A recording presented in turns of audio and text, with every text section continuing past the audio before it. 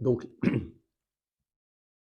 la maturité apporte en fait cette notion de grave qui est liée au fait que la voix s'épaissit, autrement dit, les cordes vocales s'épaississent, et les graves, c'est peut-être conçu dans l'inconscient collectif, c'est aussi la maturité, c'est des longueurs d'onde très importantes en dimension, hein, donc elles construisent la personne, elles sont omnidirectionnelles, hein, donc elles sont, quand je, quand je parle, j'émets des graves tout autour de moi, alors que les aigus, c'est plutôt dans une direction. D'ailleurs, on va vite les arrêter, les aigus peuvent s'arrêter très vite sur n'importe quel obstacle. Donc les graves, c'est la stabilité, et du coup, pour faire simple, pour faire rapide, les jeunes les jeunes adorent les graves parce que c'est l'accès à l'âge adulte, mais les adultes adorent les aigus, tout simplement, parce que c'est le retour sur la jeunesse. C'est intéressant de le dire comme ça. Hein. Et puis, normalement, c'est vrai que quand on prend de l'âge, on perd d'abord les aigus avant de perdre les graves. Donc, il y a une sorte de rencontre assez intéressante, philosophique, je dirais, sur le sonore à travers l'évolution d'une personne. Donc, voilà ce qu'on peut dire sur le timbre. Merci beaucoup. J'avais prévu beaucoup de questions à vous poser, mais je vais peut-être en garder On pour peut pousser encore 5 minutes, hein, je peux dire, oui, oui, je peux quitter à moins le quart. pour une prochaine rencontre. La dernière question que je vais vous poser aujourd'hui, c'est, on dit souvent, et vous dites souvent, que le son est un déclencheur d'image. Mm. Donc, je choisis donc le verbe voir pour cette dernière question. Comment est-ce que vous voyez l'évolution future de l'acoustique et des problèmes de surcompression au cours de la prochaine décennie? Alors, la première question, c'est oui, de dire que le sonore est un déclencheur d'image, c'est bien vrai, et non pas l'inverse. Donc, on le voit dans le domaine du cinéma, par exemple. On en discute avec pas mal de réalisateurs, et les meilleurs réalisateurs sont des gens qui ont toujours pensé par le son. Hein. Des gens comme Hitchcock j'en discutais l'autre jour avec Costa Gavra. Enfin bon, euh, Costa me disait que il pensait toujours ses films par les voix, hein, de ces acteurs. Et ensuite, ces voix sont des symphonies. On revient sur la notion de timbre. Hein, donc, il faut, évidemment, avec les personnages qu'il a connus, évidemment, on comprend qu'il ait facilité cet accès-là. Je veux dire, avec Montand et Signoret, c'est facile d'avoir cet équilibre. Mais quand il avait une voix grave, il fallait qu'il ait une voix aiguë, etc. Donc, il pensait ses voix, il a toujours pensé d'ailleurs ses voix, et dans son dernier film, c'est encore vrai, il pense ses voix en termes d'équilibre spectral, d'équilibre de timbre. Mais au-delà de cela, le sonore est un déclencheur du visuel. Donc quand il a ses voix dans son scénario et en même temps ses ambiances sonores, etc., il peut construire ses images ensuite. Donc le son est un créateur d'images. Vous pouvez couper n'importe quel film d'Hitchcock, vous comprenez tout. Hein, c'est même pas la peine de... Vous écoutez un podcast, vous avez derrière le podcast votre image. C'est intéressant, c'est-à-dire que vous vous êtes fait votre image. C'est une pratique, c'est-à-dire que personne ne va vous la voler, celle-là, c'est vous qui vous la construisez. Hein.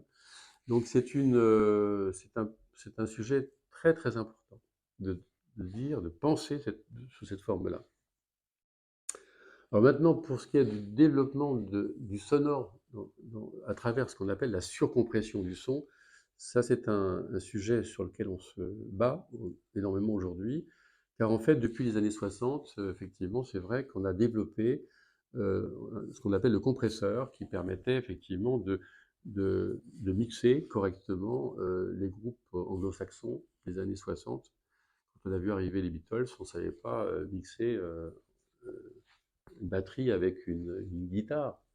Parce que la guitare était trop faible, la batterie était trop forte. Donc on aurait monté la guitare, on aurait saturé, tout simplement parce que dans la guitare, il y a une partie qu'on n'entend pas, qui aurait saturé l'enregistrement. Donc il fallait écraser la guitare et remonter, donc transformer un soufflet en une galette et remonter cette guitare là où on voulait par rapport à la batterie.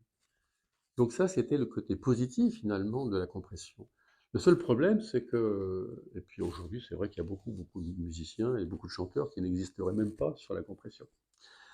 Mais dans les années 2000, les publicitaires se sont dit, mais c'est génial, on va tout compresser, hein, pas uniquement certains instruments et pas d'autres, on compresse tout et on met tout ça au-dessus.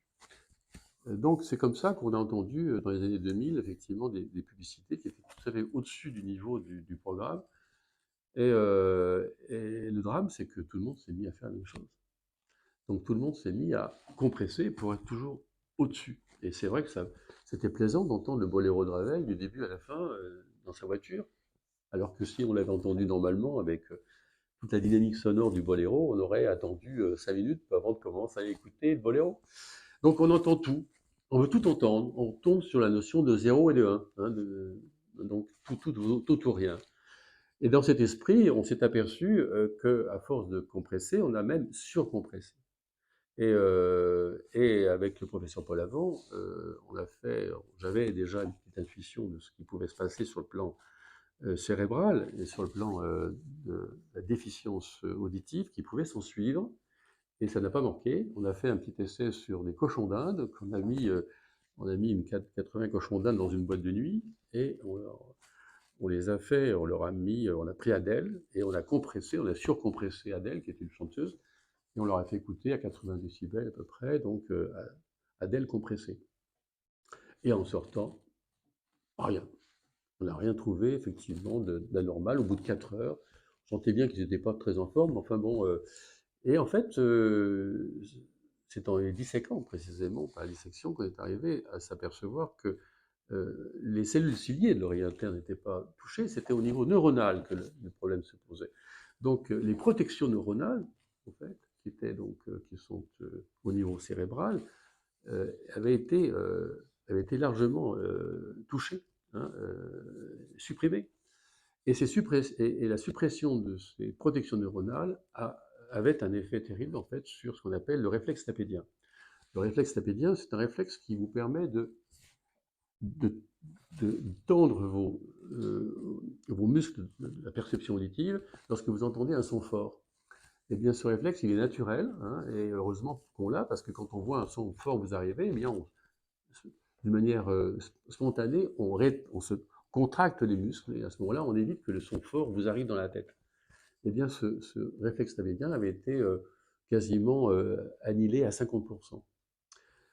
Ce qui veut dire que, effectivement, des sons surcompressés peuvent effectivement arriver à détruire effectivement l'audition à moyen et long terme et créer des acouphènes. Donc on a démontré cela sur des cochons d'Inde dont les oreilles sont très proches de celles de l'humain. Et c'est pour cela, et c'est dans cet esprit, qu'on a décidé effectivement de s'y intéresser de près et de lancer un label qualité sonore, donc qui permettrait un label qui serait estampillé, qui serait mis en place sur les albums, sur des plateformes de téléchargement, etc., qui serait un label qui nous assurerait que le son qu'on écoute a suffisamment de nuances, suffisamment de micro-silences, suffisamment de respiration. Vous voyez? Donc on est sur un secteur extrêmement porteur, si je puis dire, qui est lié à notre évolution d'homme finalement, hein, via des technologies qui nous inondent, dont on n'a pas pris conscience, une méconnaissance du sonore finalement globale, euh, qui fait que finalement on veut tout écouter, on veut tout entendre, comme on veut tout voir, mais tout entendre signifie quelque part effectivement fragiliser notre écoute et notre capacité d'écoute surtout. Donc il faut faire attention à cela. Donc ce label, à mon avis, va être, enfin, on devrait, si tout va bien, le délivrer officiellement lors du prochain IDEM de Cannes. Ça se passera au mois de janvier prochain, quatrième semaine du mois de janvier, et on fera donc une sortie officielle avec plusieurs musiciens qui viendront, effectivement, français, qui viendront le présenter officiellement aux journalistes. Donc c'est un sujet extrêmement important. Il y a un autre sujet qui nous paraît extrêmement intéressant, c'est la connaissance du sonore et du décibel. Et dans cet esprit, on a décidé de lancer en fait un indicateur de niveau qui sera installé sur les enseignes des audioprothésistes, mais peut-être aussi des mairies, on espère d'ailleurs, peut-être même des chantiers, etc., pour que le décibel soit connu comme le degré Celsius. hein, aussi important que cela, hein. Donc que ce fasse partie de notre environnement, qu'on sache que si on est à 60 décibels, ben, on est dans un milieu relativement calme. 80, c'est déjà un peu plus bruyant. Mais qu'on ait, en fait, ensemble, que toute personne sache ce que c'est qu'un niveau sonore et que le décibel soit connu comme le degré Celsius. Voilà des propositions que nous faisons en ce moment pour faire avancer cette connaissance du sonore et lutter aussi contre cette surcompression dont on parlait tout à l'heure, justement, qui nous inonde et qui fait qu'on est en tout ou rien par le sonore. Merci beaucoup pour pour tout ce que vous avez partagé avec nous et pour ces enjeux du sonore qui, par vos actions, va être de plus en plus identifiés et consciemment identifiés dans notre quotidien. Très bonne journée, merci beaucoup.